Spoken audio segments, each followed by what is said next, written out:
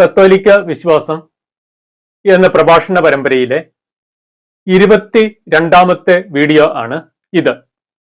മറിയം അമലോത്ഭവയും ദൈവമാതാവും നിത്യ കന്യകയുമാണ്. ഇതേക്കുറിച്ച് ഈ പ്രഭാഷണ പരമ്പരയിലെ കഴിഞ്ഞ 3 വീഡിയോകളിലായി ഞാൻ ഏറെ വിശദീകരിച്ചിരുന്നു.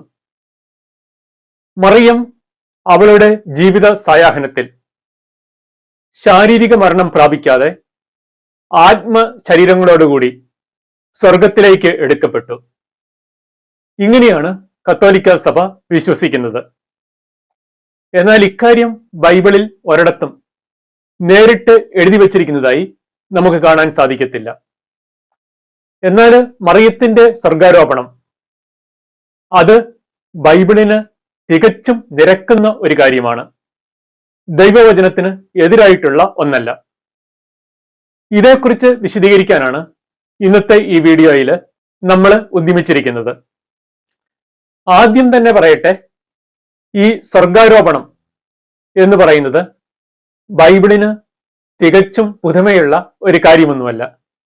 ഉൽപ്പത്തി പുസ്തകത്തിലേക്ക് വരുമ്പോൾ നമ്മൾ ഹെനോക്ക് ശാരീരിക മരണം പ്രാപിക്കാതെ സ്വർഗത്തിലേക്ക് എടുക്കപ്പെട്ടതായി വായിക്കുന്നുണ്ട്. അതുപോലെ രാജാക്കന്മാരുടെ 2-ാം പുസ്തകത്തില് ഏലിയ പ്രവാചകൻ മരിക്കാതെ ശരീരത്തോടുകൂടി സ്വർഗത്തിലേക്ക് കയറുന്നതായി നമ്മൾ വായിക്കുന്നു. ആ വചനഭാഗങ്ങൾ ഒന്ന് ശ്രദ്ധിക്കുക. ഹെനോക്കിന്റെ ജീവിതകാലം 365 വർഷമായിരുന്നു. ഹെനോക്ക് ദൈവത്തിന് പ്രിയങ്കരനായി ജീവിച്ചു. പിന്നെ അവനെ കണ്ടിട്ടില്ല. ദൈവം അവനെ എടുത്തു. അവർ സംസാരിച്ചു കൊണ്ടുപോകുമ്പോൾ അതാ ഒരു ആഗ്നേയ രഥവും ആഗ്നേയ അശ്വങ്ങളും അവരെ വേർപ്പെടുത്തി. ഏലിയ ഒരു ചുഴലിക്കാറ്റിൽ സ്വർഗത്തിലേക്ക് ഉയർന്നു. ഇവിടെ ഹെനോക്കും അതുപോലെ ഏലിയായും ശാരീരിക മരണം പ്രാപിക്കാതെ ഉടലോടുകൂടി സ്വർഗത്തിലേക്ക് എടുക്കപ്പെടുന്നതായി നമ്മൾ വായിക്കുന്നു. ഇനി ബൈബിളിലേക്ക് വരുമ്പോൾ നമ്മൾ കാണുന്നത് ഇതാണ്.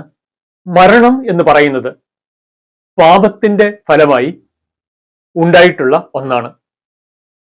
അതായത് മനുഷ്യവംശത്തെക്കുറിച്ചുള്ള ദൈവത്തിന്റെ ആദ്യ പദ്ധതിയിൽ ശാരീരിക മരണം എന്നൊരു കാര്യമേ ഇല്ലായിരുന്നു. നമ്മുടെ ആദി മാതാപിതാക്കളായ ആദത്തെയും ഹവ്വായെയും ദൈവം നേരിട്ട് സൃഷ്ടിച്ചു. പിന്നെ അവരെ ഏദൻ തോട്ടത്തിൽ ആക്കി. ഏദൻ തോട്ടത്തിന്റെ നടുവില് ദൈവം 2 പ്രത്യേകതരം വൃക്ഷങ്ങൾ നട്ടുപിടിപ്പിച്ചിരുന്നു. ജീവന്റെ വൃക്ഷവും നന്മതിന്മകളെക്കുറിച്ചുള്ള അറിവിന്റെ വൃക്ഷവും. ഈ നന്മതിന്മകളെക്കുറിച്ചുള്ള അറിവിന്റെ വൃക്ഷത്തിന്റെ ഫലം നിങ്ങൾ തിന്നരുത് എന്ന് ദൈവം ആദത്തെയും ഹവ്വായെയും വിലക്കിയിരുന്നു. എന്നാൽ അവര് ദൈവകൽപ്പന ലംഘിച്ചു വിലക്കപ്പെട്ട വൃക്ഷത്തിന്റെ ഫലം തിന്നു. ഇതിന്റെ ഫലമായി ലോകത്തിലേക്ക് കടന്നു വന്നിട്ടുള്ള ഒന്നാണ് മരണം. ഉൽപ്പത്തി പുസ്തകത്തിൽ നിന്നുള്ള ഈ വചനഭാഗം നിങ്ങളൊന്ന് ശ്രദ്ധിക്കുക. അവിടുന്ന് കിഴക്ക് ഏദനിൽ ഒരു തോട്ടമുണ്ടാക്കി താൻ രൂപം കൊടുത്ത മനുഷ്യനെ അവിടെ താമസിപ്പിച്ചു. കാഴ്ചയ്ക്ക് കൗതുകവും ഭക്ഷിക്കാൻ സ്വാദുമുള്ള പഴങ്ങൾ കായ്ക്കുന്ന എല്ലാത്തരം വൃക്ഷങ്ങളും അവിടുന്ന് മണ്ണിൽ നിന്ന് പുറപ്പെടുവിച്ചു. ജീവന്റെ വൃക്ഷവും നന്മതിന്മകളെക്കുറിച്ചുള്ള അറിവിന്റെ വൃക്ഷവും തോട്ടത്തിന്റെ നടുവിൽ അവിടുന്ന് വളർത്തി. അവിടുന്ന് അവനോട് കൽപ്പിച്ചു, തോട്ടത്തിലെ എല്ലാ വൃക്ഷങ്ങളുടെയും ഫലം ഭക്ഷിച്ചുകൊള്ളുക.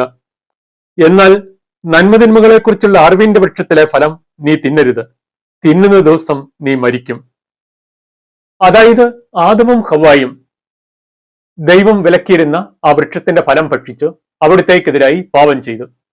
ഇതിന്റെ ഫലമായിട്ട് ശാരീരിക മരണം അവരുടെ ജീവിതത്തിലേക്ക് കടന്നു വന്നു. അതായത് ആത്മീയ മരണം ഉടനടി സംഭവിച്ചു. ശരീരം ക്രമേണ ശാരീരിക മരണത്തിലേക്ക് നീങ്ങിത്തുടങ്ങുകയും ചെയ്തു. ആദിമാതാപിതാക്കൾ ചെയ്ത ആദ്യ പാപത്തിൽ അവരുടെ സന്തതി പരമ്പരയായ മനുഷ്യവംശം മുഴുവൻ പങ്കുപറ്റിയിരിക്കുന്നു. ഇതാണ് ബൈബിളിന്റെ മാനദണ്ഡം. ഇക്കാരണത്താല് ഈ ശാരീരിക മരണം എന്നത് എല്ലാ മനുഷ്യരിലേക്കും വ്യാപിച്ചു. പൗലോസ്ലീഹ റോമാക്കാർക്കുള്ള ലേഖനത്തിൽ ഇക്കാര്യം ഊന്നി പറയുന്നുണ്ട്. ഒന്ന് ശ്രദ്ധിക്കുക. ഒരു മനുഷ്യൻ മൂലം പാപവും പാപം മൂലം മരണവും ലോകത്തിൽ പ്രവേശിച്ചു. അപ്രകാരം എല്ലാവരും പാപം ചെയ്തതുകൊണ്ട് മരണം എല്ലാവരിലും വ്യാപിച്ചു. പാപത്തിന്റെ വേതനം മരണമാണ്. ഇവിടെ പൗലോസ്ലീഹ വളരെ വ്യക്തമായിട്ട് പറയുന്നു, മരണം എല്ലാവരിലേക്കും കടന്നു വരുന്നതിനുള്ള കാരണം പാപം ആണ്. മരണം പാപത്തിന്റെ ഫലമാണെന്ന് കത്തോലിക്ക സഭയുടെ മതബോധന ഗ്രന്ഥം, അതായത് catechism of the Catholic church, വളരെ വ്യക്തമായിട്ട് പറയുന്നുണ്ട്. മനുഷ്യൻ നിമിത്തം സൃഷ്ടപ്രപഞ്ചം ജീർണതയുടെ അടിമത്തത്തിന് വിധേയമായി. അവസാനമായി ദൈവത്തെ നിരസിക്കുന്നതിന്റെ അനിവാര്യ ഫലമെന്ന് സ്പഷ്ടമായി അറിയിച്ചിരുന്ന ദുരന്തവും സംജാതമായി. മനുഷ്യൻ മണ്ണിലേക്ക് തന്നെ മടങ്ങും. എന്തെന്നാൽ അതിൽ നിന്ന് എടുക്കപ്പെട്ടവനാണവൻ. അങ്ങനെ മരണം മനുഷ്യചരിത്രത്തിലേക്ക് പ്രവേശിക്കുന്നു. അതായത് ബൈബിളിന്റെ കാഴ്ചപ്പാടിൽ മരണം എന്ന് പറയുന്നത് പാപത്തിന്റെ ഫലമായി ഉണ്ടായിട്ടുള്ള ഒന്നാണ്. ആദി മാതാപിതാക്കള് വിലക്കപ്പെട്ട വൃക്ഷത്തിന്റെ ഫലം തിന്നില്ലായിരുന്നുവെങ്കിൽ ശാരീരിക മരണം അവരെ ബാധിക്കില്ലായിരുന്നു. മരണം എന്ന് പറയുന്നത് പാപത്തിന്റെ ഫലമായി ഉണ്ടായിട്ടുള്ള ഒന്നാണ്. ഇനി നമുക്ക് മറിയത്തിന്റെ കാര്യത്തിലേക്ക് വരാം. മറിയം അമലോത്ഭവയാണ്. അമ്മയുടെ ഉദരത്തില് അവൾ ഉരുവായ ആദ്യ നിമിഷത്തിൽ തന്നെ ക്രിസ്തുവിന്റെ നിറവേറാൻ ഇരിക്കുന്ന കുരിശുമരണത്തിന്റെ യോഗ്യതയെ മുന്നിൽ കണ്ടുകൊണ്ട് ദൈവം അവളുടെ ഉത്ഭവഭാവം ക്ഷമിച്ചു. തുടർന്ന് ദൈവകൃപയാല് ആദാമിക പാപത്തിന്റെ എല്ലാ പരിണിത ഫലങ്ങളിൽ നിന്നും മറിയം കാത്തു സംരക്ഷിക്കപ്പെട്ടു. ജീവിതത്തിൽ ഒരിക്കലും മറിയം ഒരു പാപം ചെയ്തിട്ടില്ല. അതായത് മറിയം തികച്ചും പാപരഹിതയായ ഒരു സ്ത്രീയാണ്. ഇനി മറിയം മരിക്കുകയാണ്, അതായത് ശാരീരിക മരണം അവളെ പിടികൂടുകയാണ് എന്ന് കരുതുക. അങ്ങനെയെങ്കിൽ അത് ദൈവവചനത്തിന് എതിരായിട്ടുള്ള ഒരു കാര്യമാണ്, ബൈബിളിന് നിരക്കുന്ന ഒരു കാര്യമല്ല. കാരണം ബൈബിൾ വളരെ വ്യക്തമായിട്ട് പറഞ്ഞിരിക്കുന്നു, മരണം എന്ന് പറയുന്നത് പാപത്തിന്റെ ഫലമായിട്ടുള്ള ഒന്നാണ് എന്ന്. അപ്പോൾ പാപം ചെയ്തിട്ടില്ലാത്ത മറിയം മരിക്കുകയാണെങ്കിൽ അത് ബൈബിളിന് എതിരായിട്ടുള്ള കാര്യമാണ്. ഇതിൽ നിന്ന് നമുക്ക് മനസ്സിലാക്കാം, മറിയം ശാരീരിക മരണം പ്രാപിക്കുകയില്ല. ഹെനോക്കും ഏലിയായും സ്വർഗത്തിലേക്ക് എടുക്കപ്പെട്ടതുപോലെ ജീവിത സായാഹ്നത്തിൽ മറിയം ശാരീരിക മരണം പ്രാപിക്കാതെ ആത്മശരീരങ്ങളോടുകൂടി സ്വർഗത്തിലേക്ക് എടുക്കപ്പെട്ടു.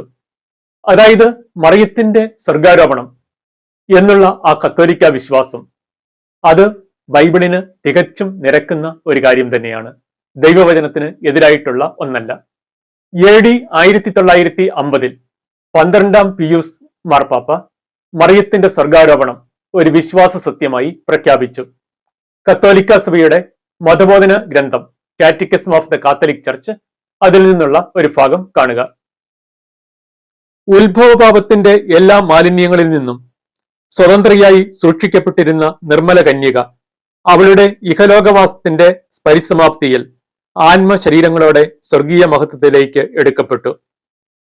ഇനി നമുക്കറിയാം, യേശു ജീവിതത്തിൽ ഒരിക്കലും ഒരു പാപം ചെയ്തിട്ടില്ല. എങ്കിലും യേശുവിന് കുരിശുമരണം സഹിക്കേണ്ടതായി വന്നു. യേശു ഇവിടെ മരിക്കുന്നത് മനുഷ്യവർഗത്തിന്റെ പാപങ്ങളുടെ പരിഹാരാർത്ഥമാണ്. യെശയ്യാ പ്രവാചകന്റെ പുസ്തകം 53-ാം അധ്യായത്തിൽ പറഞ്ഞിരിക്കുന്നു, നമ്മുടെ അകൃത്യങ്ങൾ കർത്താവ് അവരുടെ മേൽ ചുമത്തി.